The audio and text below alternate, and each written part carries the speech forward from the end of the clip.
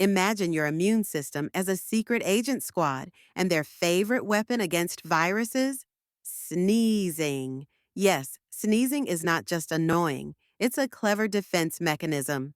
When a virus invades, your body sends a signal to the brain, triggering a sneeze to expel the intruder.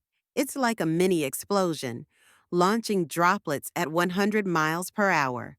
This quirky defense keeps you safe and the virus at bay.